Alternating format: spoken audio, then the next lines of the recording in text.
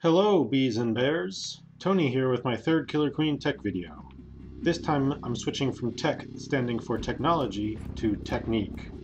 I've named this technique Jumping the Gun, as it's all about taking action before the game has started. For this video, I'm also only using found footage from Bumble Bash 2016 and Brooklyn Coronation Spring 2017. Once both queens have tapped in, the game doesn't start immediately. The queens begin to hatch from their eggs, and the bears will climb out of the hive as they are tapped in. There's a countdown from 3. Only when the countdown completes are the fences around the hives removed. Until that point, however, while the fences are up, all players are free to roam about within those fences. The very simplest form of jumping the gun happens in most games. Players choose to stand in a particular spot, putting them close to whatever their goal in the opening is. In this night map opening, Gold Skulls is poised on the ledge for a run to the center berries, Gold Abs is planning to fall down to the berries at the top center of the map, and the rest of the gold team is huddled just outside their hive, heading towards the speed gate or the nearby berries. Blue, meanwhile, is spread out in front of their hive. Checkers is heading for the snail, Stripes and Skulls aim to fall down to the berry patch at the bottom of the waterfall, and Abs is heading for the speed gate on Blue's side. Already, just in this one opening, there are plenty of opportunities demonstrated for how to invest those few seconds available before the game starts and the fences open up. But as I said earlier, this is just the simplest form of jumping the gun. Recall that as the game is about to begin, there is a 3, 2, 1 countdown. This enables a careful player to predict the exact moment that the fences will open. Predicting this moment enables further techniques.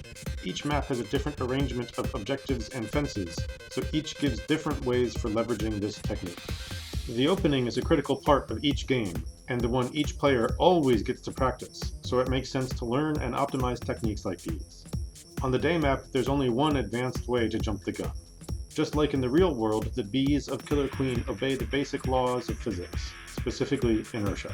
The most common opening for day map involves all 4 bears, and often the queen as well, standing fixed on the fence waiting for it to open. They're perfectly still, and only after the fence opens is gravity able to start accelerating the bears downwards. Everyone falls at the same rate and reaches the same objectives at the same time. Instead, a canny player will jump before the fence opens, allowing gravity to begin accelerating their bear downwards earlier. When done correctly, the bear will be falling at terminal velocity and only just above the fence at the moment it opens. The rest of the bears will begin falling, but this bear will be ahead of them as it does not spend any time accelerating. This is most useful in a race to the snail, since a bear must fall below the ceiling of the long tunnel before they can enter it. Being a bit ahead vertically gives an advantage and opportunity to move horizontally towards the snail. Here's a great example. Gold Stripes jumps the gun, beating his stationary peers by almost a full body height. He falls all the way to the snail and wins the race, jumping on just before Blue Stripes, who feeds himself to the snail, but too late. Gold's military is now ready to back up the snail rider. This same mechanic is also commonly executed on Night Map, but in reverse.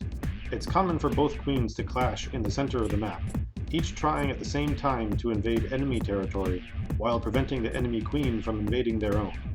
Just like on day map, the countdown allows a player to predict the exact moment when the fence opens. In this case, the queen stays on the floor and starts flapping at just the right moment. When done correctly, she has her maximum upwards velocity just before the fence opens and just beneath it. If the other queen is starting from a stationary hover, she opens the game by overcoming her own inertia, which generally means that she's lower and thus vulnerable. Here's another example. Blue Queen is hovering, but Gold Queen jumps the gun. Gold ends up higher and pushes to threaten. Blue Queen retreats, allowing Gold Queen to take out Blue Abs as he jumps for the center berry pile. I said that these are advanced techniques. Even skilled players won't execute them perfectly every time. In this case, Gold Queen is too aggressive. She rises too soon, bounces on the fence just before it opens, and has downward momentum at the start. Despite Blue Queen's stationary hover, she ends up on top. Gold Queen gets lucky and avoids being punished, but she could have died quickly. Here on day map, Gold Skulls tries to jump the gun but is too late, so ends up at the height of his jump when the fence opens, putting him behind rather than ahead. Here's a fun example.